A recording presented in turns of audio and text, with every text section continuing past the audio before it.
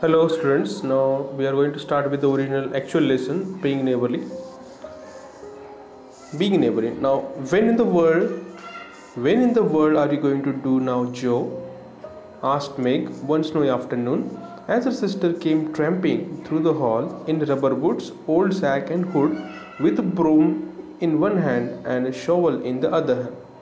So, in the one snowy evening, Meg asked to Joe that what are you going to do? She answered, going out for exercise, answered Joe, with mischievous twinkle in her eyes. That is, gives him a naughty look. Twinkled, there was some charming in his eyes. I should think 2 long walks this morning would have been enough. It's cold and dull out, and I advise you to stay warm and dry by the fire as I do, said Meg with a shiver. This means Meg explained to Joe that there is a cold morning and she should not go out, and better she take a warmness at the side of fire, as Meg was shivering with the cold. Never take advice, can't keep still all day, and not being pussycat. I don't like to doze by fire. I like adventures, and I'm going to find some. This is the answer given by Joe. We know that by the nature she is very outstanding, and she is actually extrovert personality. She never rests in home. Always she wants something excited. So she wants that. She does not want to be the pussycat. That means dull and lazy person sitting at home. I don't like to doze by fire. That's it. Does not want. And she answered she likes an adventure, and she is going to find it. Meg went back to toast her feet and read Ivanhoe. This Ivanhoe, this is the historical novel written by Walter Scott. So that book she went to read. And Joe began to dig path with great energy. The snow was light. With her broom, she soon swept a path all round the garden for Belle to walk in. When the sun came out and invalid dolls needed air. Now the garden separated the Marches houses from that of Mr. Lawrence. So here we get the reference that she just made the way. She made the way clear by sweeping it, as it was ice that was scattered overall. And now here we got the reference of the garden that is separated the Marches. That is this March, that is this family of these 4 girls March's house from that of Mr. Lawrence.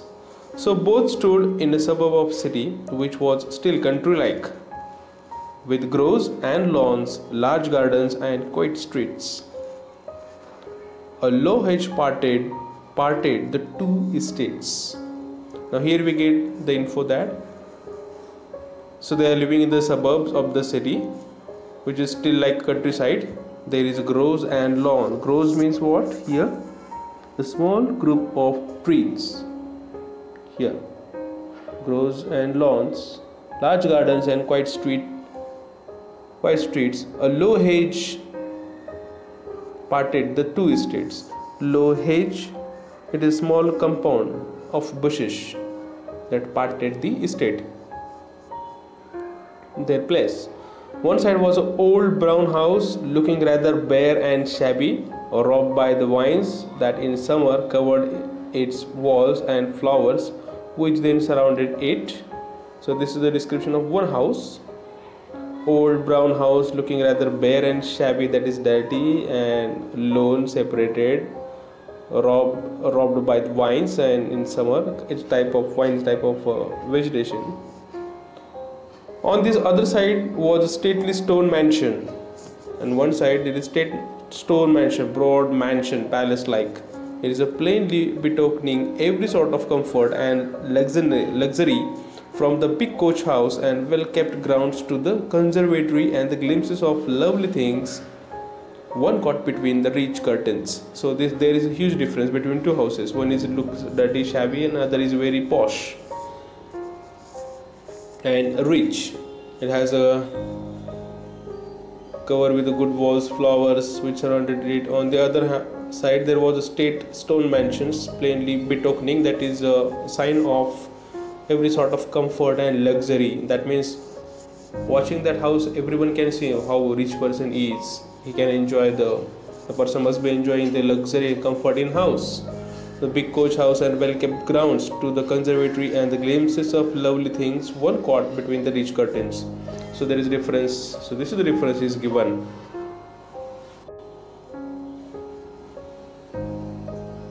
Yet it seemed a lonely, lifeless sort of house, for no children frolicked on the lawn, no motherly face ever smiled at the windows, and few people went in and out except the old gentleman and his grandson.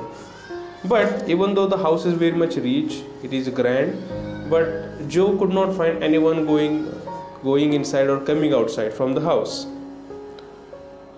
Even though she could not find the motherly face ever smile at the windows, the happy faces she could not find. Very few people went in and out except the old gentleman and his grandson. So only two persons are there, one gentleman and the grandson.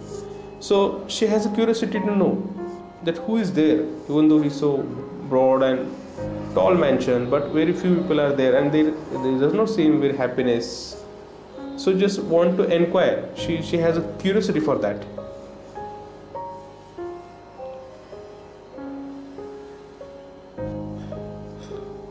To Joe's lively fancy, this fine house seemed a kind to enchanted palace, full of splendors and delighted, which no one enjoyed. So this is full of splendor and enchanted place, totally full of magic, and it has a grandness, captivity, splendor, delights which no one enjoyed. So this is her imagination. She had long wanted to behold these hidden glories and to know the Lawrence boy. Hidden glories? She wants just to guess the meaning of hidden glories in the context. Something is there which is hidden but glorified, that is hidden glory. She wanted to inquire, and she wants to know the Lawrence boy, who looked as if he would like to be known if he only knew how to begin. That means she thinks that she knows him already, but she just wanted to know how to begin now. Now, since the party, she had been more eager than ever and had planned many ways of making friends with him, but he had not been seen lately, and Joe began to think he had gone away when one day spied a brown face at an upper window looking wistfully down into their garden, where Beth and Amy were snowballing one another. So she just wanted to be befriend with the boys, as she has attraction for that house and the people. So just want to know who is there and what type of persons are living there. So she just want to make friends, but it is not. But the boy is not visible, and boy is not seen at all. But one day she finds from the window one person is looking. That boy is looking at the sisters wistfully, that is longing sadly and think of the past. That means the boys also wish the same way as the things are happening outside with the sisters. What? That in the garden they Beth and Amy were snowballing. They are throwing the snowball on each other. So same thing he wants to do, he wants to enjoy, but he just looking from the window. The boy is suffering for society and fun. That boy is suffering for society and fun. This is the very most important line from this page number 33. That boy is suffering for society and fun. That means the boy is longing for a society. He wants to be in the company of people, in the company of neighbor, in the company of people, in the company of friends, in the company of nature. He wants to enjoy and make a fun. That is what he was longing. He was expressing his wish. She said to herself. That means she understood his need. His grandpa does not know what is good for him and keeps him shut up all alone. He needs a party of jolly boys to play with, or somebody young and lively. I have a great mind to go over and tell the old gentleman so. So this is what she tells to herself. and she wants to be friend with the boys, and he's blaming that grandpa does not allow that boy to come out of the house, and he is escaping him shut up all alone in the house, and the boy needs party jolly boys in the company of friends. This is what she guessed. Meg went back to toast her feet and read Ivanhoe.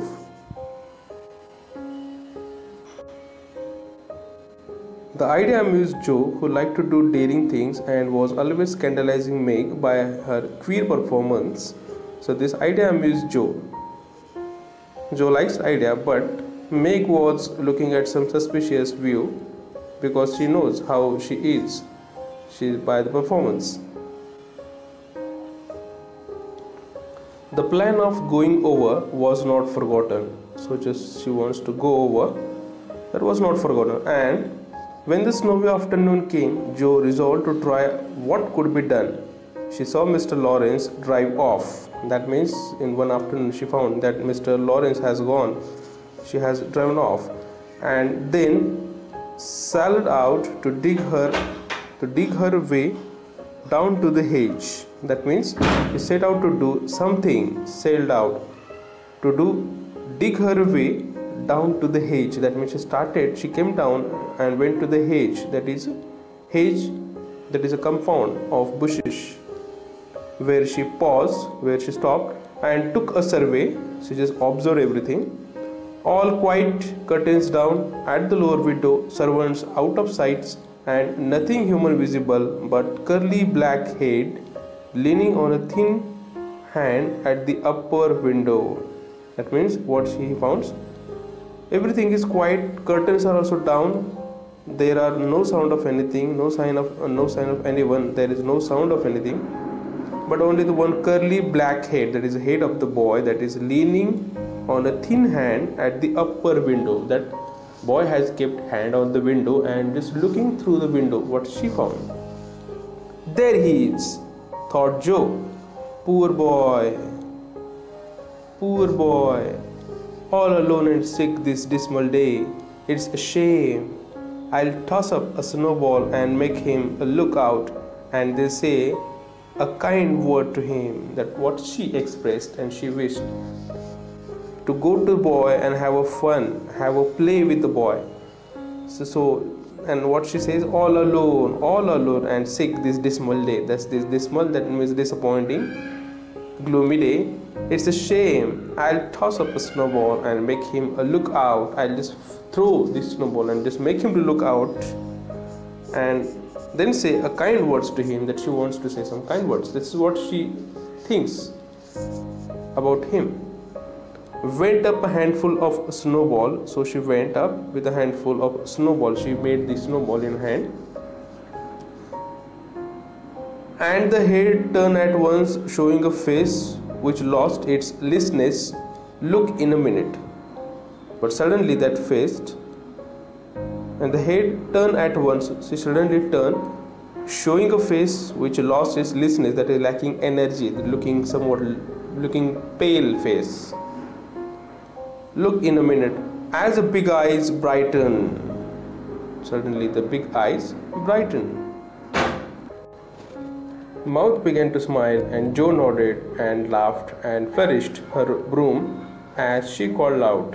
Flourished and waved, that is shown her broom, and she called out.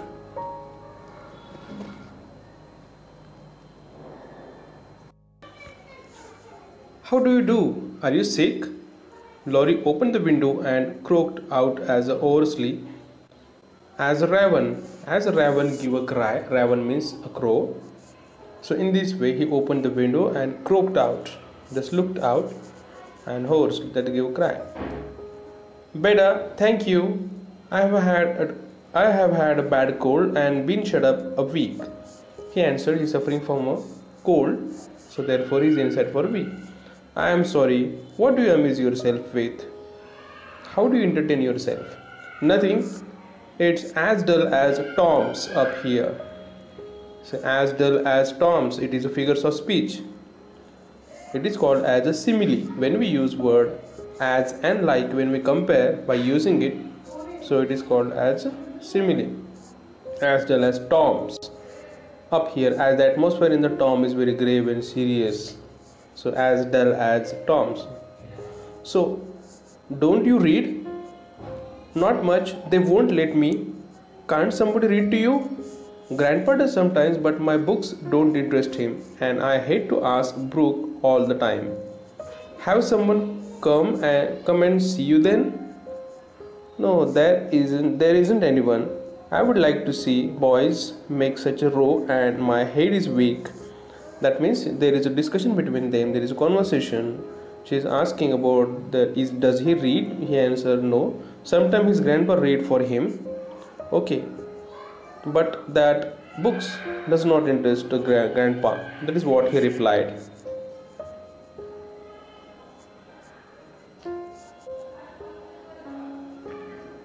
Isn't there some nice girls who would read and amuse you? So she is asking, is there any nice girls who can read for you? Girls are quiet and like to play nurse, so that they take care and they are quiet by nature. Don't know any? You know us, began Joe, then laughed and stopped. Joe said, you know us very well, but he laughed and suddenly stopped. So I do. Will you come please? Cried Laurie. So here Laurie got intention. He understood what she wants to say and he asked, so I do. So will you come please?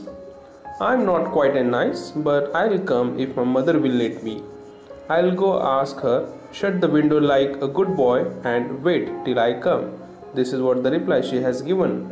I'll ask my mother whether I should come to you to play. If she permit me, I will come. And now you just shut up the window, close the window like a good boy. With that, Joe shouldered her broom. The broom she had in hand, she kept it on her shoulder and marched into the house. Now wondering what they would all say to her. Okay, she went to her house and she was just thinking now what others member of her house would call to her, would say to her. Now Laurie was in a flutter of excitement as the idea of having company and flew about a get ready for, as Mrs. March said, he was a little gentleman. So here Laurie also become excited because he is going to get a company of a Joe, and he knows that Mrs. March has said about him that he is a little gentleman. Now what is the meaning of little gentleman? The very short a boy with a polite manners and etiquettes. That is what a little gentleman meaning is. And did honor to the coming guest by brushing his curly pate, that is head. He's going to take a bath and brushing his curly pate, putting on a fresh color and trying to tidy up the rooms. Okay, that means he's just getting ready, cleaning his house and just cleaning himself, which is in spite half of a dozen servants was anything but neat. Even though there were servants in house, but he was doing his own. Presently there came a loud ring, then decided voice asked for Mr. Laurie. So there comes a sound. There someone calls him as a Mr. Laurie, and a surprised looking servant came running up to announce a young lady.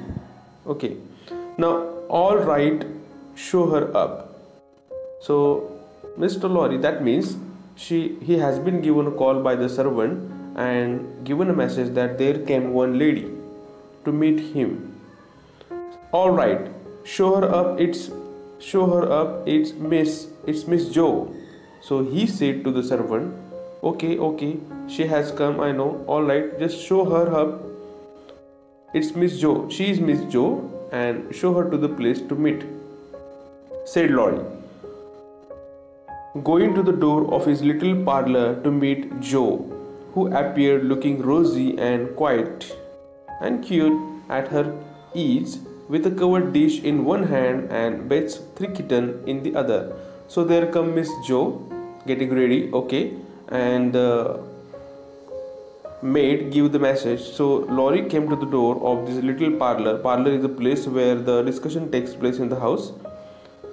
Who appeared looking rosy, so she also looks very cute girl at her ease, She has a dish in one hand, okay, and in other hand she has three kittens, that is small kittens of the mouse, sorry, small kittens of the cat.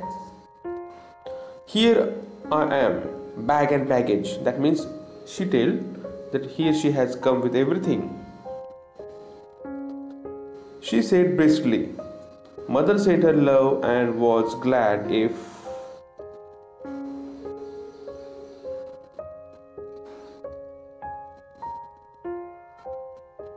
that means she is telling him that mother sent her love, that mother also wished good for him and was glad if I could do anything for you. That means mother has given me the permission to meet you and she is happy if I could do something for you. In this way there is discussion going on. The maid wanted me to bring some of her blanc mange. Now what is this blanc mange? It is the almond flavored milk pudding, a very sweet cold dessert. It is a very sweet cold dessert. But what she said, Meg wanted me to bring some of her blanc mange. So what she has prepared, that Meg has prepared and she has given to her so that she could give to the Joe. She makes it very nicely and Beth thought her cats would be comforting. So these small kittens are given by the Beth. So she has handed over me. So she is giving answer. I knew you had a laugh at them, but I could not refuse. She was so anxious to do something. That means her sisters also have given the good things. Okay, this blanc mange and the kittens just to comfort them and just to entertain them. So her sister also helped in this matter.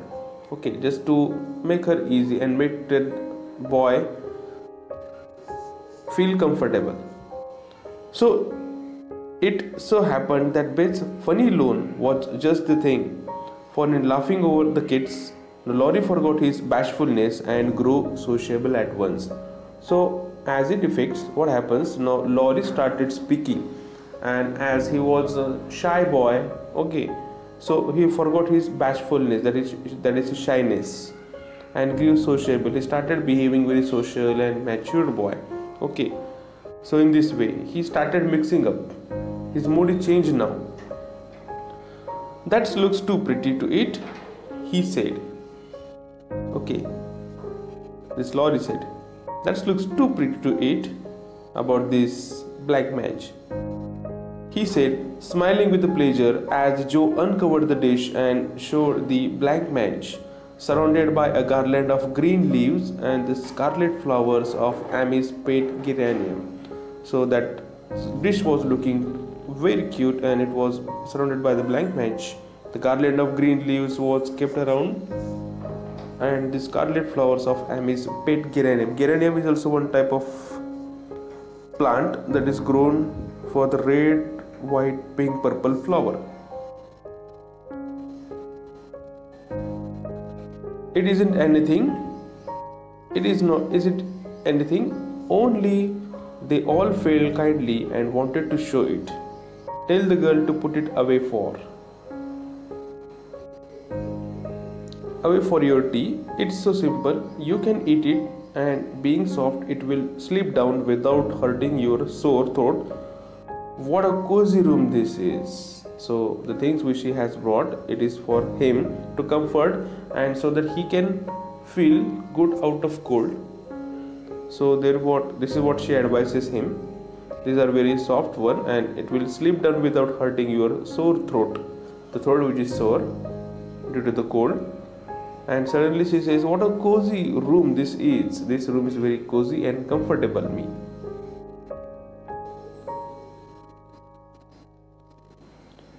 It might be if it is what kept nice. But the maids are lazy and I don't know how to make them mine. It worries me though. So there is a talking about the room. And he says it might be very again it could have been made very good room, it could have kept nice, but these maids are very lazy. So casual discussion going on. I'll write it up in 2 minutes, for it only needs to have a hearth brushed, so and the things made straight on the mantelpiece, so the books put here and the bottle there and your sofa turned from the light and the pillows plumped up a bit now then you are fixed. So arrangement is going on. So here is the sitting arrangement. She is arranging the room, putting books at the proper place and the bottle here and there, turning the sofa and to sit comfortable.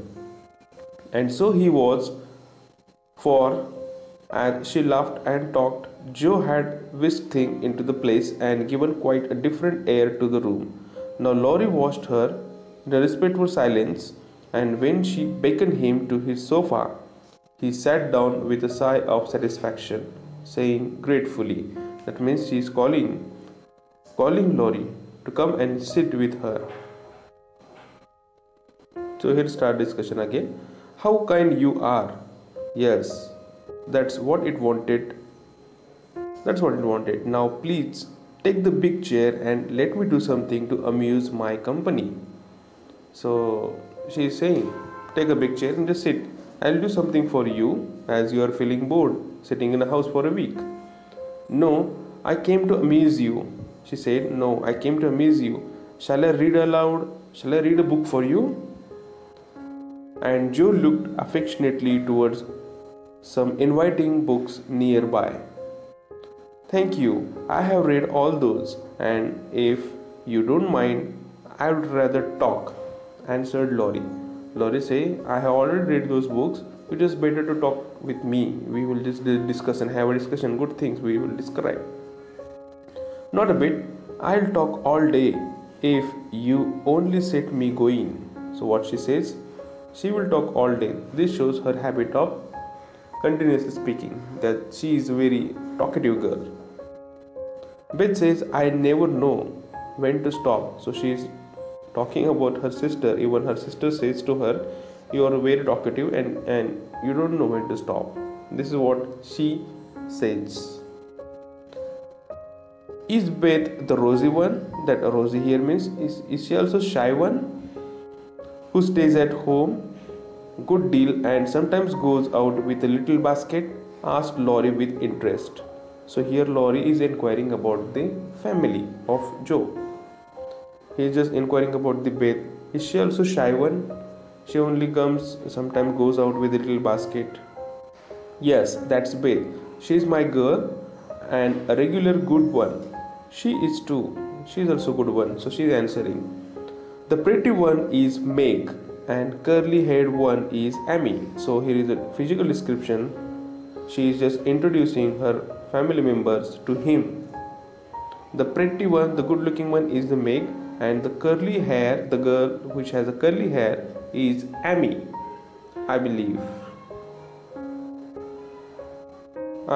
So he is just getting familiar with the members.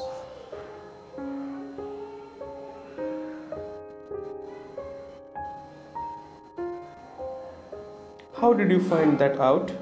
So she is asking, how do you know about our girls and their description, their names? Laurie colored up but answered frankly. Now what is the meaning of colored up? Here he changes a color that shows how you are feeling from the face. That means is the meaning of the colored up phrase. Okay, changes in color that shows how you are feeling from your face. Suddenly change your face and shows by the feelings. He answered frankly. Why?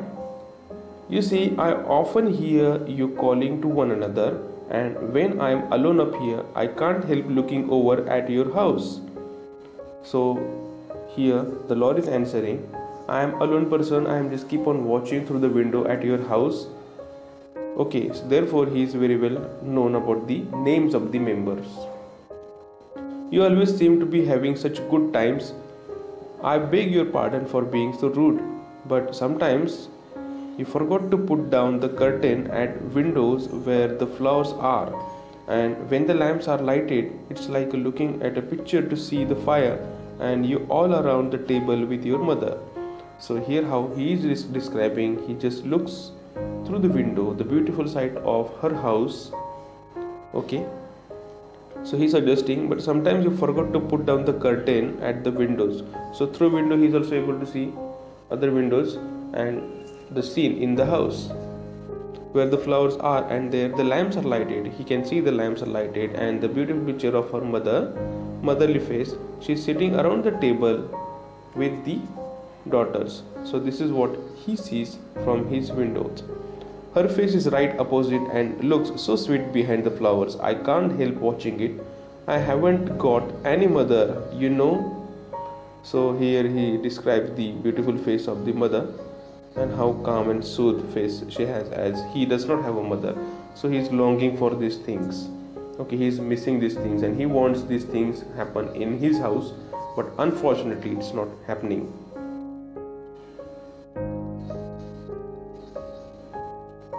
I haven't got any mother, you know. And Laurie poked the fire to hide a little twitching of the lips that he could not control. So that means he was about to cry. He is missing his mother.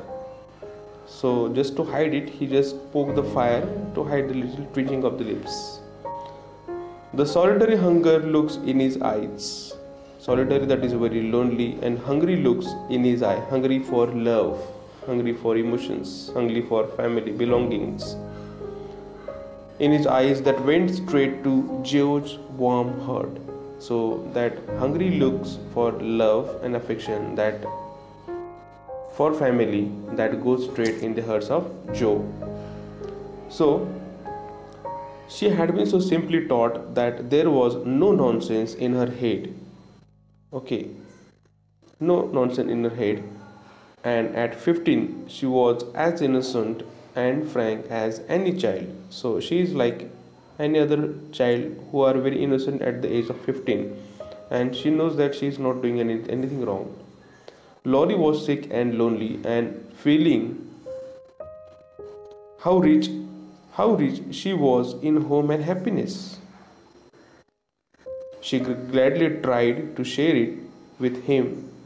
So here Laurie says, even though I have everything luxury and comfort, but I am not happy. But even though your house and your members are very happy, your houses looks very small, simple, but you people of all people are very much happy and cheerful.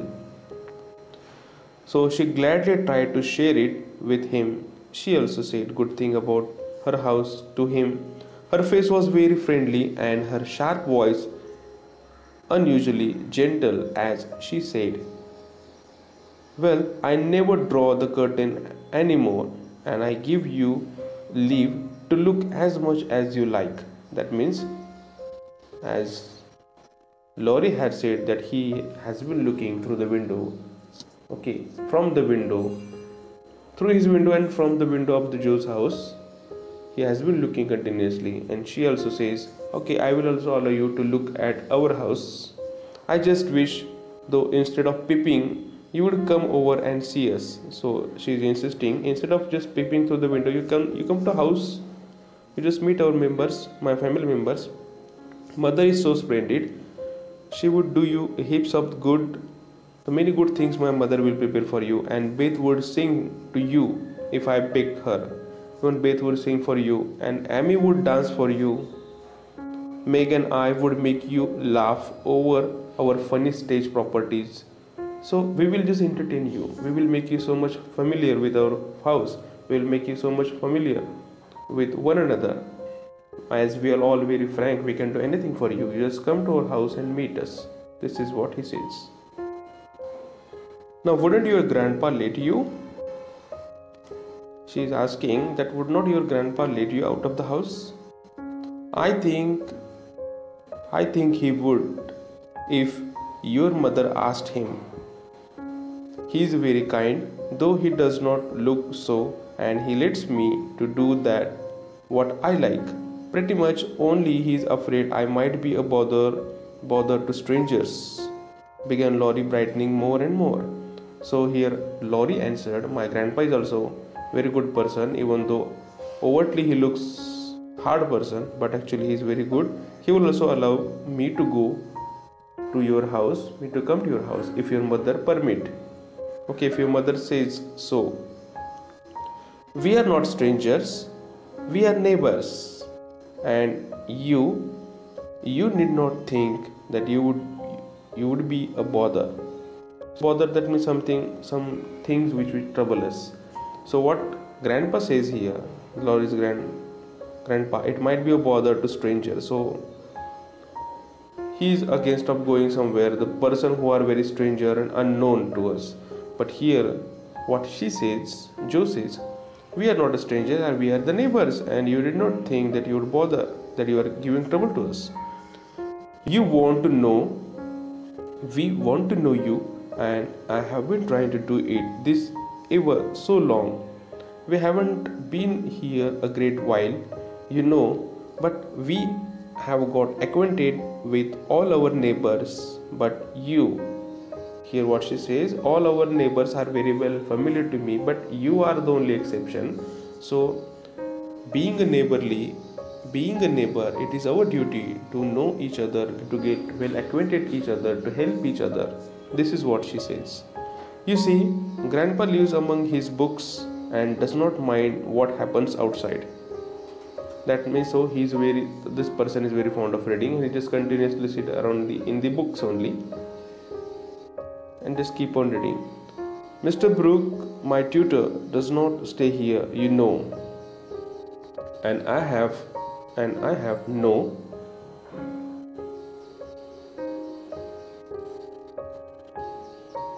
one to go about with me. So I just stop at home and get on as I can. So he says he does not have anyone to go, so he just stays at home. He does not have anyone to go with anyone, so therefore he just sitting at the home. Oh, that's bad. You ought to make an effort and go visiting everywhere you are asked. Then you will have a plenty of friends and pleasant places to go to. Never mind being bashful, it won't last long if you keep going. So she is giving an advice. She is suggesting the things to Laurie. You can just go to your friends, you can meet them, you can visit any other place nearby that can amuse you, that can make you feel you comfortable. And never mind being bashful, and never mind. So don't be a bashful, now don't be a shy boy, now grown up, mix up with the society. So she is advising. Laurie turned red again. That means turning red means again become angry, but wasn't offended at being accused of bashfulness, even though he knows that she is calling him as a shy boy. So he becomes red, that becomes angry, but he accepted. But he was not offended. That means he is not got hurted. He knows. He does not feel it is insult. He accepted. He knows he is a shy boy. For there was so much good will in Joe, it was impossible not to take her blunt speeches as kindly as they were meant. So he knows, even though she says, but she says it very clearly, and there is nothing wrong in it. Do you like your school? Asked the boy, changing the subject after a little pause, during which he started at fire, and Joe looked about her, well pleased. So he's asking question, do you like your school? Okay, that's it for today, and we will finish the next part in the next video.